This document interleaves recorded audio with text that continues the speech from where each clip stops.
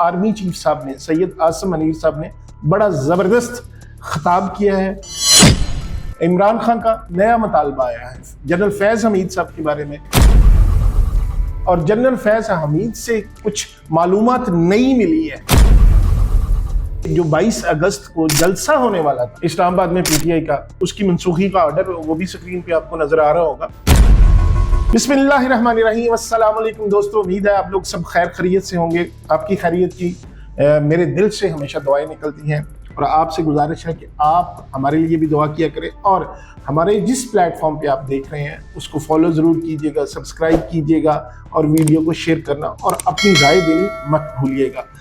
तो कोशिश करेंगे कि आज की जो सारे दिन की डेवलपमेंट्स हैं वो आपसे डिस्कस करें। सबसे पहले तो एक आर्मी चीफ साहब ने, सैयद आसिम मुनीर साहब ने बड़ा ज़बरदस्त खिताब किया है। वो खिताब इस्लामाबाद में किया है, उस पर हम बात करेंगे। दूसरा, इमरान खान का जो आज एक बयान आया है, एक नया मुतालबा आया है जनरल फैज़ हमीद साहब के बारे में, उस पर भी बात करेंगे।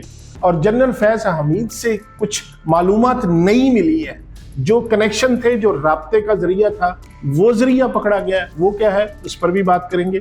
और तीसरी इंपॉर्टेंट चीज़ हम जो डिस्कस करेंगे वो ये जो 22 अगस्त को जलसा होने वाला था इस्लामाबाद में पीटीआई का, उस पर भी बात करेंगे। और एक आज सुबह हाई कोर्ट ने तोशा खाना केस के हवाले से फैसला दिया है, उस फैसले, वो भी बड़ा इंपॉर्टेंट फैसला था, उस पर भी बड़ी डिबेट हो रही है, वो आपसे वो भी आज शेयर करेंगे। तो सबसे पहले चलते हैं सीधे जनरल आसिम मुनीर साहब के बयान से, जो हमारे स्लिप पर ला रहे हैं। उन्हें बड़ा ही ज़बरदस्त, मुझे बड़ा पसंद आया, बयान ज़बरदस्त था। बिल्कुल एक ट्रू जो लीडर होता है, या ट्रू जो एक जिसके दिल में, कह लो अल्लाह ने वैसे ही उनके दिल में कुरान रखा हुआ, वो हाफिज है। लेकिन वो जिस तरह आज मतलब ईमान फरोज जिस तरह उन्होंने बातें की हैं, तो वो दिल को लगी हैं। तो उनकी बातें जो उन्होंने की हैं वो आपको सुनाता हूँ। कि वो यूथ कन्वेंशन था इस्लामाबाद में, तो उन्होंने कहा था कि एक पहली बात जो उन्होंने की बड़ी ज़बरदस्त, कि जो पाकिस्तान को डिफ़ॉल्ट करवाने का सोच रहे थे या उसका बयानिया बना रहे थे, वो आज कहाँ है, बड़ी इंपॉर्टेंट बात। और दूसरा, उन्होंने कहा कि आज़ाद रियासत की अहमियत जाननी है तो कश्मीर के मुसलमानों से पूछें, आज़ाद मुमलिकत में सांस लेने की अहमियत लीबिया, शाम और इराक के लोगों से पूछें। अवाम, हुकूमत और फौज के दरमियान मजबूत रिश्ता ही पाकिस्तान की तरक्की का ज़ामन है। यानी अवाम और फौज के दरमियान मजबूत रिश्ता। तो हम क्या करते हैं, खैर इस पर बात करते हैं। मजीद जनरल साहब ने कहा कि हमें उम्मीद का दामन कभी नहीं हाथ से छोड़ना चाहिए। अल्लाह ताला ने कुरान मजीद में मुसलमानों को मायूस होने से मना फरमाया है। उनका कहना था कि पाकिस्तान का सबसे बड़ा और कीमती सरमाया नौजवान है, किसी सूरत पाकिस्तान का ये कीमती सरमाया ज़ाया नहीं होने देंगे। आर्मी चीफ ने यह भी कहा कि मेरा ईमान है कि अल्लाह ताला हमें दहशतगर्दी के खिलाफ फतह अता करेंगे, और कबाइल मिल बैठकर जो मसले मसाइल हैं, जो झगड़े हैं, जो तनाज़ात हैं, उनको ख़त्म करने में अल्लाह ताला हमें मदद करेंगे। और साथ ही उन्होंने ये भी कहा कि खैबर पख्तूनख्वा की अवाम जो गुज़श्ता 22 साल से दहशतगर्दी के खिलाफ खड़े हैं पाक फौज के साथ, और हमारे जो लोग डिफ़ॉल्ट का बयानिया बना रहे थे, वो आज कहाँ गए। उसके बाद जनरल साहब ने यह भी कहा कि जो लोग अवाम और सोशल मीडिया के ज़रिए जो लोग हैजान अवाम में पैदा करते हैं, उस फितने के बहुत सारे नुकसानात हैं, और उनका जो है उनको हम ख़त्म करके दम देंगे। मफ़हूम उसका ये था। बड़ा ज़बरदस्त बयान था जी, और ये यकीनन एक साहिब ईमान का ही ऐसा बयान हो सकता है। हमेशा जनरल साहब जब भी आते हैं तो वो कुरान का हवाला ज़रूर देते हैं। अल्लाह ताला ने उनके दिल में कुरान रखा, हाफ़िज़ कुरान है, और वो कुरान से हट के बात नहीं करते। और उसकी पिछले दिनों भी एक गए थे वो एक तकरीब में, तो वहाँ भी उन्होंने कुरान मजीद की तिलावत भी की थी। तो मुझे लगता है कि जो आसिम मुनीर साहब है, आसिम मुनीर साहब को हमें सपोर्ट भी करना चाहिए, हमें अपनी आवाम के साथ खड़ा होना चाहिए। इसमें कोई दो राय नहीं है कि पाकिस्तान में जो हम आज़ाद पाकिस्तान, आप यूरोप जाके देख लें, आप इंग्लैंड जाके देख लें, आप बेशक वहाँ की आपको नेशनलिटी मिल जाती है, आपको PR मिल जाती है, लेकिन जो मज़ा, जो सहूलत, जो आज़ादी आपको अपने मुल्क में है, وہ کہیں اور نہیں ملتی. آپ کسی بھی ملک میں جا کے رہ لیں تو وہاں آپ تھرڈ گریڈ سٹیزن ہی بنتے ہیں. یہاں آپ کا اپنا ملک ہے, آپ کے جاننے والے, آپ کے رہنے والے رشتہ دار, عزیز و اقارب.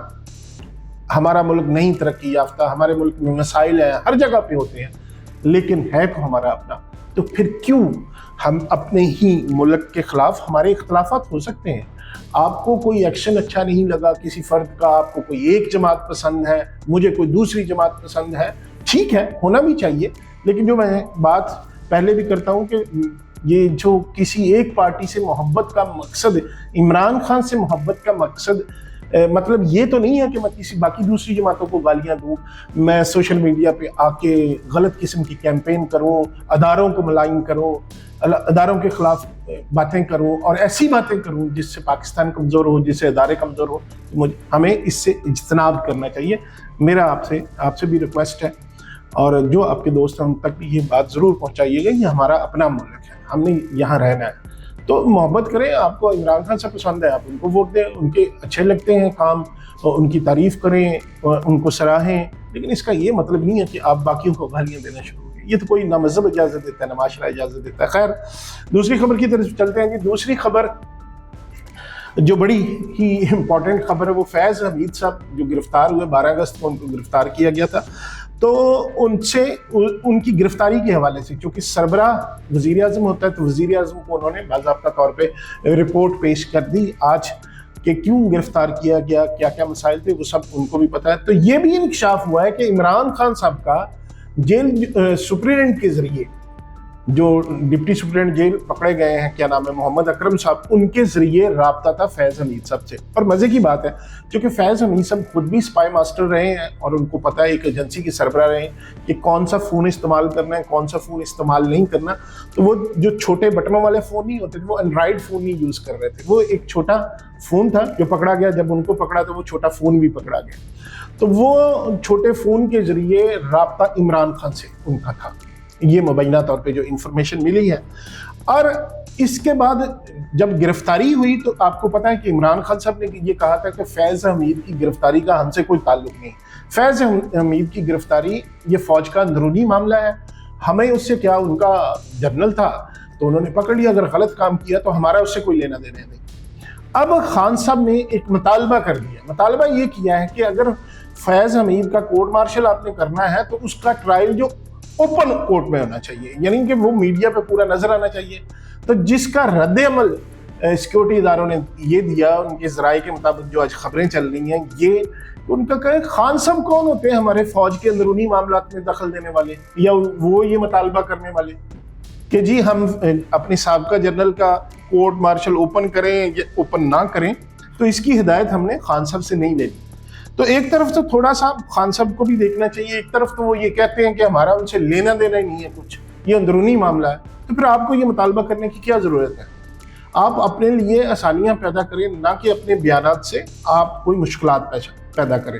اور آپ کو یہ بھی پتہ کہ عمران خان صاحب نے یہ بھی بات کی تھی کہ مجھے لگتا ہے کہ فیض حمید کو میرے خلاف وعدہ معاف گواہ بنایا جائے گا, اس لیے ان کو پکڑا ہے. تو کچھ لگتا ہے کہ ان کو نظر آ رہا ہے کہ شاید ان کے خلاف کوئی شکنجہ تنگ ہو رہا ہے. تو یہ مطالبہ سامنے جس پہ رد عمل عطا تارڑ صاحب نے دیا, انہوں نے کہا جی یہ مطالبہ ان کے اندرونی معاملات میں مداخلت ہے, جس کو ڈینائی بھی کیا سیکورٹی اداروں نے کہ ہمیں پتہ ہے ہم نے جو بھی کرنا وہ پوری دنیا دیکھے گی کہ ہم کیا کر رہے ہیں. خیر, اس سے اگلی خبر وہ یہ صبح ایک جو ہائی کورٹ نے فیصلہ دیا ہے, وہ فیصلہ آپ کو پتا ہے کہ جو توشہ خانہ کا 190 ملین پاؤنڈ والا کیس تھا, اس پہ ہائی کورٹ نے ٹرائل کورٹ کو اس کا فیصلہ سنانے سے روک دیا تھا, سٹے آرڈر تھا اس کا. تو آج وہ سٹے آرڈر ختم ہو گیا, یعنی کالعدم قرار دے دیا. اس کا مطلب ہے کہ جو فیصلہ آیا ہے اس سے پہلے جو انہوں نے سٹے دیا ہوا تھا, اب وہ سٹے ختم کر دیا. ٹرائل کورٹ اس پہ فیصلہ دینا چاہے تو دے بھی سکتی ہے. اور دوسرا, کل جیسے میں نے بتایا تھا کہ ایک اور بھی ریفرنس نیب نے ان پر ظاہر ہے دائر کر دیا گیا ہے کورٹ میں, جس پہ دیکھتے ہیں اب ٹرائل کورٹ نیب کورٹ اس پہ کیا کرتی ہے. تو وہ خود سنتی ہے یا کسی دوسری جج کو اس پہ عدالت میں بھیج دیتی ہے. تو آج ایک تو یہ ہوا, دوسرا یہ جو اس کو غلط قرار دینے کے لیے جو اپلیکیشن سلمان صفدر صاحب نے دائر کی تھی وہ بھی ریجیکٹ کر دی. انہوں نے کہا جی یہ درخواست مسترد کرتے ہیں. اب آپ چونکہ گرفتاری ڈل گئی ہے نئے کیس میں تو بہتر ہے کہ اب آپ ضمانت کے لیے جائیں. تو آج خان صاحب کے لیے تھوڑا سا مشکلات کا دن رہا میرے خیال کے مطابق.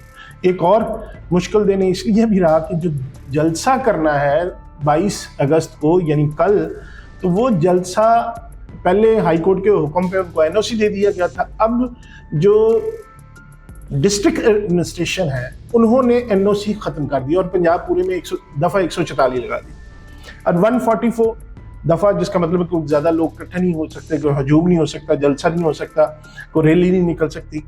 اب یہ جلسہ پہلے اس کی منسوخی کا آرڈر وہ بھی اسکرین پہ آپ کو نظر آ رہا ہوگا.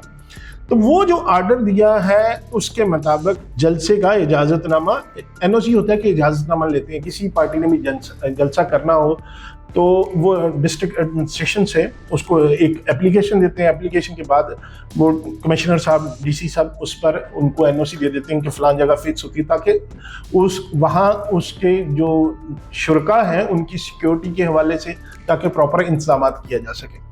اس لیے ان کو انفارم کرنا بھی ضروری ہے کیونکہ ظاہر ہے انتظامیہ کی یہ ڈیوٹی ہے کہ اگر کوئی شہری وہاں جلسہ کرنا چاہیں, کوئی ریلی نکالنا جائے تو ان کو تحفظ دیا جائے, ان کے لیے پراپر انتظامات کیا جائے. تو اب جو خبریں آئی ہیں, جو آپ کو نے وہ آرڈر دیکھ رہے ہیں, وہ آرڈر یہ آیا کہ وہ جلسہ این او سی نہیں دیا, منسوخ کر دیا. وہ اس لیے کہ ان کے کہنا یہ ہے کہ جو سیکیورٹی کی انٹیلیجنس رپورٹس ہمیں آئی ہیں اس کے مطابق یہاں حالات ٹھیک نہیں ہیں, تو کوئی گڑبڑ ہو سکتی ہے, لہٰذا جلسہ نہیں کیا جا سکتا. اب ہوگا کیا؟ اب ظاہر ہے پی ٹی آئی والے کوشش کریں گے کہ وہ ہر حال میں جلسہ کریں گے, اور دوسرا ان کے وکلا حضرات ہائی کورٹ میں جا کے ریٹ کر دیں گے, اور تیسرا یہ ہوگا کہ انتظامیہ جو شرکا وہاں جانا چاہیں گے ان کو روکنے کی کوشش کریں گے. اور وہاں پہ اسلام آباد میں جو کہا جا رہا ہے کہ وہ کنٹینر وغیرہ لگ گئے ہیں اور سڑکوں کو ظاہر ہے انتظامیہ نے روک نہیں ہے.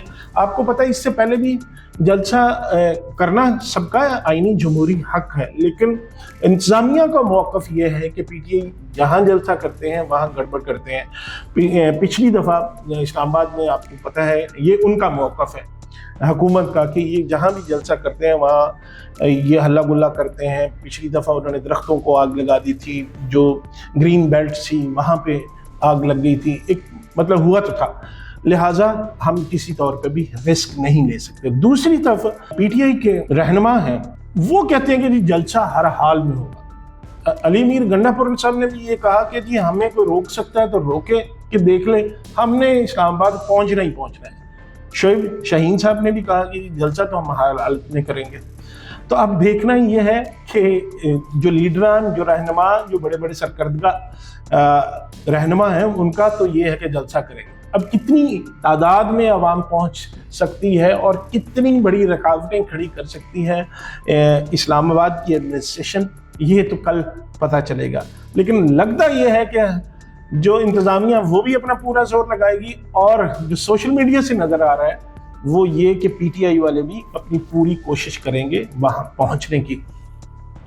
اب جس کا نتیجہ کیا نکل سکتا ہے؟ جس کا نتیجہ یہی ہے کہ کل کا دن آپ کو ہنگامہ, گڑبڑ یہ نظر آئے گا. لیکن بہرحال سیکورٹی فورسز, ریاست کے پاس طاقت زیادہ ہوتی ہے, ریاست اگر کنٹرول کرنا چاہے تو ریاست کنٹرول کر لیتی ہے.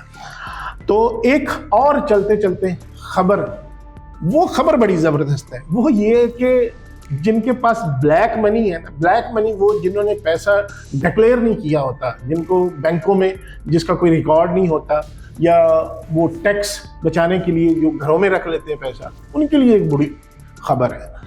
بری خبر یہ ہے کہ اسٹیٹ بینک کی طرف سے یہ اعلان کیا جا سکتا ہے کہ 10 روپے سے لے کر 5000 تک والے سارے نوٹ نئے پرنٹ کروائے جائیں اور سارا کیش تبدیل ہوگا. اس سے ہوگا کیا؟ اس اعلان سے ہوتا یہ ہے کہ جب نئے نوٹ آئیں گے تو جو پچھلے ہیں نوٹ, 5000 کا جو نوٹ چل رہا ہے وہ نوٹ ہو جائے گا.